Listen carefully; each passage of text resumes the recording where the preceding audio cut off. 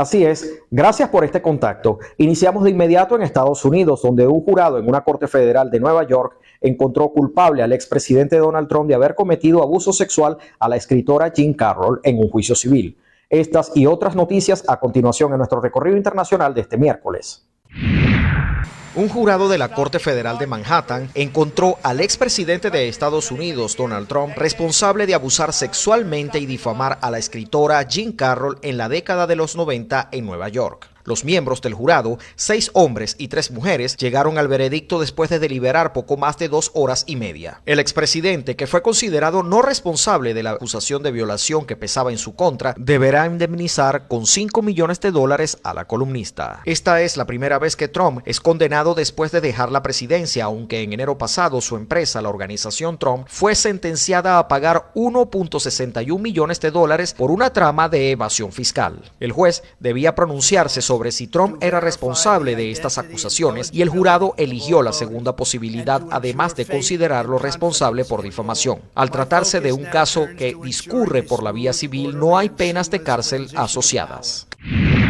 La Asamblea Nacional de Ecuador aprobó este martes llevar a juicio político de censura al presidente Guillermo Lasso. El mandatario es acusado por la oposición de malversación de fondos públicos y podría enfrentarse a la destitución este mismo mes de mayo. La Cámara Legislativa aprobó la resolución con el voto de 88 de los 116 legisladores presentes, superando la mitad más 1 requerida para sacarla adelante. El juicio político al presidente de Ecuador continuará en una próxima sesión en la que los acusadores y la defensa deberán presentar sus pruebas. La oposición celebró la decisión del órgano unicameral, mientras que los defensores de Lasso alegaron que la decisión del martes fue ilegal al no existir un informe aprobado en la Comisión de Fiscalización.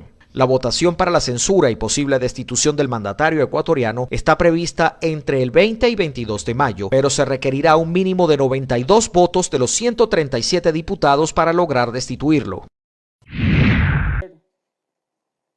El presidente de Paraguay, Mario Abdo Benítez, anunció este martes que a partir de julio de este año, su país dispondrá por primera vez en su historia del 100% de la energía eléctrica que le corresponde de Itaipú Binacional, la central eléctrica que comparte con Brasil.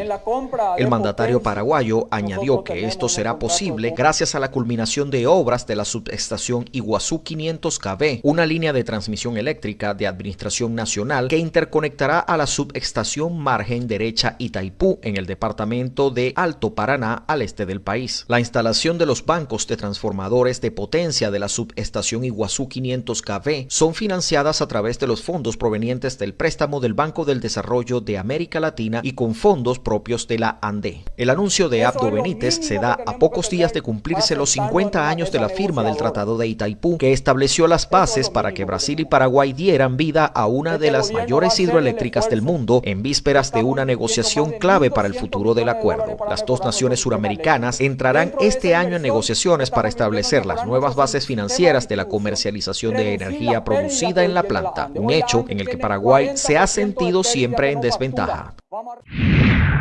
El presidente de Brasil, Luiz Inácio Lula da Silva, y el primer ministro neerlandés, Mark Rutte, se reunieron este martes en Brasilia. En el encuentro, ambos líderes expusieron sus diferencias sobre la guerra en Ucrania, pero convergieron en defender la Amazonía y avanzar en la transición energética. Lula defendió una salida negociada a la invasión en Ucrania y afirmó que invitará a India e Indonesia a sumarse al club de países neutrales para mediar a favor de la paz. Rutte, por su parte, defendió los esfuerzos de Lula en buscar la paz en Ucrania, pero le recordó al mandatario brasileño que ese país vive una guerra existencial. Lula insistió en que Brasil condena la ocupación territorial en Ucrania por parte de Rusia, pero al mismo tiempo señaló que la continuidad del conflicto solo llevará a la muerte. Las declaraciones del mandatario brasileño llegan en momentos que su principal asesor en materia internacional, Celso Amorín, llegó a Kiev para reunirse con el presidente ucraniano Volodymyr Zelensky, tras hacerlo anteriormente con el mandatario ruso Vladimir Putin.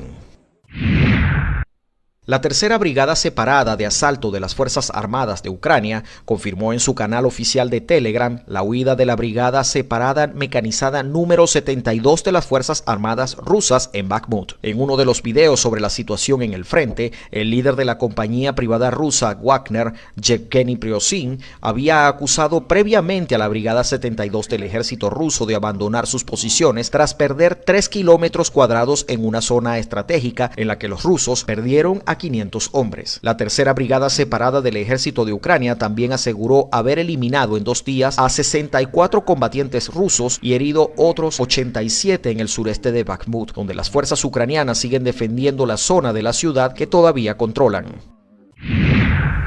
Y hasta aquí nuestro recorrido internacional de este miércoles 10 de mayo de 2023. Informó Emilio Velázquez para Express News.